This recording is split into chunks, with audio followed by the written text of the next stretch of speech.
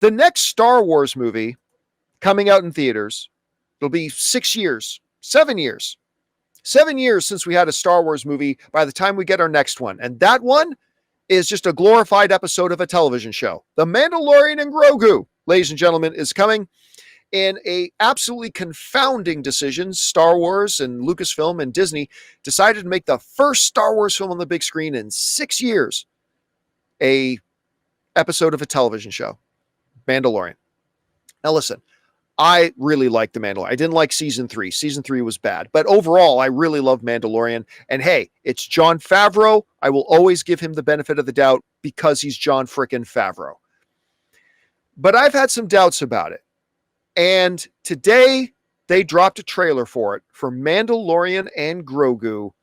And as they are saying here in The Hollywood Reporter, they pose the question, the Mandalorian and Grogu trailer reactions are full of fans slamming Disney over Kimmel. So that's something they just can't get away from. But the point is that the trailer itself, Rob, my fear coming into Mandalorian and Grogu is that it is going to look like and feel like just another episode of a show that only people who watch the show are going to go watch in theaters. And like, okay, well, let's wait and see a trailer. First teasers come out. Rob, it looks and feels just like an episode. I feel like this is a next week on The Mandalorian. That's what it felt like.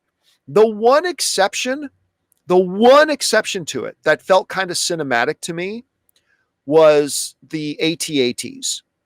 That kind of felt kind of movie scale. That felt kind of cinematic, those shots. That shot there. Which is a recreation of a shot from The Empire Strikes Back. You know, that low angle shot. To a degree. Yeah, that low angle shot, which is an awe-inspiring shot. It was still a weird... It was a strange beat, though, as we kind of just watched it slowly fall over. And that was like supposedly their twister shot? Yeah, that was like the big shot. It was a strange beat to hold, but... Yeah. Again, so I kudos to that, but nothing else about this felt like it was a movie that was coming. Nothing about this felt like a Star Wars cinematic event.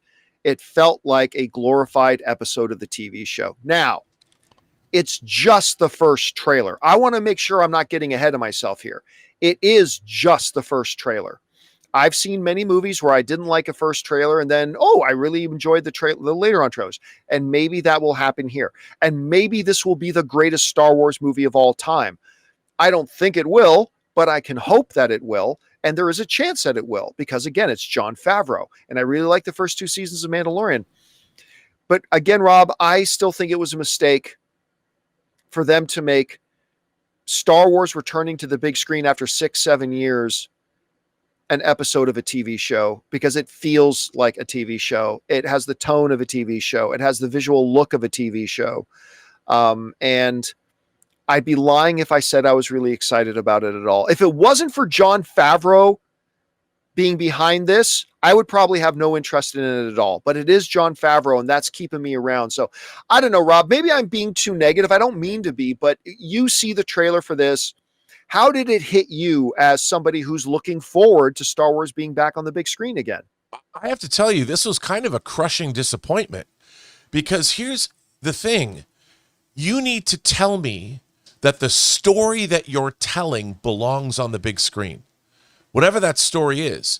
You don't know what that story is. All I saw in this trailer were beats of things that were familiar from the TV show. You know, I'm supposed to be excited about Grogu moving a plate across so he can eat some food. So yes, and Sigourney Weaver stops it from coming across the table. I'm like, you need to give me a setup. I know it's a teaser trailer, but this teaser trailer was kind of what they showed. There's a little more footage back at Star Wars Celebration. What? Yeah, and I'm watching this and I'm thinking, what is the story here? You're showing me all this iconography I've seen before. There was nothing in this trailer that I hadn't seen before. And it looked like it was shot against the volume. It didn't have any scope again. And I wanted to see a movie that looked cinematic, that actually had a reason for me to tune in. You need to tell me a story that I haven't seen before. And I was watching this going, where is the story? First of all, I thought it was a poorly made trailer. I thought the trailer was not very well cut. I thought from a production standpoint, it just technically yes. it was not a great trailer. I told you it felt like kind of like an editor student. I Yes. made the same pitfalls where in your head you understand what you're doing. Right. But then you have to learn as an editor, your audience doesn't. I mean, and when you're going to do a trailer like this, you kind of got to do that bait and switch where show us characters that we don't know. Give me something I haven't seen. A character setting up a situation. I'm like, who are these people? Cut to, boom! Grogu and the Mandalorian come bashing through the door like, oh, that's what this is. And give me I don't know what this is. Show me this. There's first. The arena scene or whatever. Give me, and then, you cut to this. I understand that we've all seen the Hutt that's fighting in the pits that Jeremy Allen White's playing or whatever. So start with that. We've never seen a fight with Hutts. Why don't you show us that scene and start with that? Lead with something we haven't seen before. I just looked at this and it was yawn-inducing.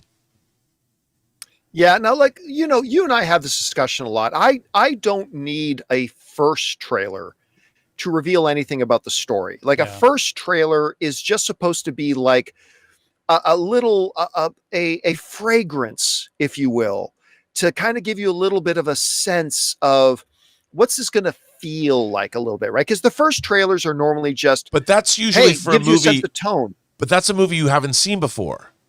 This is something we've seen 3 seasons of on TV. So yeah, but you're still going to market it like a movie. To me, the disappointment, and I'm disappointed too, but my disappointment doesn't come from the fact that they didn't give us the story. That's fine. I wasn't expecting any sort of understanding of what the story was going to be from the first trailer. I will expect that in the second and third trailers. But just the tone and the feel of it feels cheap. It feels, to your point, Rob, it feels small, and it feels like a TV show. And it does not feel to me like a cinematic event. Rob, just the news and that one photo of Starfighter feels far more Star Wars cinematic to me than this entire trailer. And again, I'm going to be there first day, and I'm not going to count out Jon Favreau. And no. I am hoping that we're going to go in and love this thing, but I'm just saying what they're offering right now is not getting me excited right now. And Jonathan, you saw the trailer. What did you what was your impression of it aside from the editing student bit? No, but from a technical side, I agree with Rob where I didn't like the beats. I didn't like the flow of the what they were trying, because even though it's a teaser, every trailer has to tell a story, and I don't know what that story was other than just glimpses of scenes. I mean, the teaser itself has to tell a story, right, whether it's telling you the story of the movie or not. Yeah. But aside from that, I actually depart a little bit, because at first I had the same initial feeling. This just looks like the TV show, maybe a little worse in some cases, in other cases a little bit bumped up. But then I thought, you know what? But that's what they're telling us. That's what they're selling us. They're saying this is an extension of the TV show. This is not what everyone thought. It was a TV show it's going to be elevated to a cinematic scale. What they're saying is, no, guys, this is 3 seasons in a movie. And it's an extension of the show on the big screen. And I don't think they actually think this is going to be a $1 billion or $750 million movie. I think they understand this is going to be in the $300 to $400 million if they're lucky. Guys, we want to thank the sponsor of today's episode, PrizePicks. Look, you and I make decisions every day, but on PrizePicks, being right actually means you win. And with football back, there is no better time to get in on the action. You guys know I've been using PrizePicks for a while now, and it's honestly the most fun I've had engaging with the new football season already. For example, this weekend, I had Josh Allen throwing for more than 270 passing yards, and Baker Mayfield having more than 2.5 passing touchdowns, and boom, I won on both. Building your lineups on PrizePicks is fast, simple, and honestly extremely fun. All you have to do is pick more or less on 2 to 6 player projections, and if you're right, you win. What's even better is that PrizePicks invented the flex play, which means you can still win even if one of your picks doesn't hit. Plus, they've even got this thing called injury reboots, so if a player goes down in the first half, it won't count against you. And PrizePicks operates in more than 40 states, including California, Texas, and Georgia. So download the app today and use code CAMPEA to get $50 in lineups after you play your first $5 lineup. That's code CAMPEA to get $50 in lineups after you play your first $5 lineup. PrizePicks. It's good to be right. You know what else too, Yeah. John? I don't know why they call this movie The Mandalorian and Grogu. When you think back to titles like The Empire Strikes Back, Return of the Jedi, even The Rise of Skywalker, why wouldn't they have called this something like The Good, the Bad, and the Ugly? You know, give it a title that's cinematic. The Mandalorian and Grogu sounds like BJ and the Bear. I mean, I know it's exactly what it is, and it's based on The Mandalorian TV show, but they could have given it a cinematic name. They're definitely going back to the 40s with this poster. That's an official poster. Yeah. What I would have done, Rob, to your point, I think the best of both worlds would have been Mandalorian : The Hunt for Something. Mandalorian : whatever, because it's the Mandalorian. It's the extension of the show. You can't not have Mandalorian in the title. But to your point, it should have been not the Mandalorian and Grogu. It should have been Mandalorian : The Darkness of the whatever. Like it should have had something like that attached to it. Yeah. You know, I think back to the first the Star Wars novels when they did Lando Calrissian and they did Han Solo novels. And it was like Han Solo at Star's End, or Lando Calrissian and the Mind Harp of Sharu, which wasn't a great title, but I wanted to know what a Mind Harp of Sharu was, or Lando Calrissian and the Flame Wind of Ocean. You know, something that I'm like, wow, that sounds cool. I want to know what that is. It could, like you said, it could have been the Mandalorian, blah blah blah. And that would have been, and they could have done the Mandalorian in the logo, you know, like the Empire Strikes Back logo that had the title, but it was surrounded by the Star Wars logo. Right. And that would have got me excited. Speaking of the title and the logo, I already can tell you how this movie's going to start. They're going to bring back the opening crawl, and you hear, you know, dun dun dun dun dun dun dun, and the opening crawl starts, and the first words of it, somehow the Razor Crest has returned. Yes. And that's right. That was in the shot. You know, a couple of the shots. Yeah, I don't know why that didn't like really stand out to me, but I mean, what is giving me pause though is I kind of think we all felt this was going to push the narrative further into how the First Order is created, and I'm really starting to think this is just more the misadventures of Mandalorian and Grogu. Like, does this take place during season 1? Yeah. No, this should take place after the events of season 3. Yeah, it should, unless that's no, because I feel like oh my God, Rob! Listen, if they prequel this shit, if this happens now in between seasons 1 and 2, I'm out. Or 2 and 3, like, or whenever he lost his ship. No, this takes place before the events or whatever. I'm just gonna be like, no, I'm out.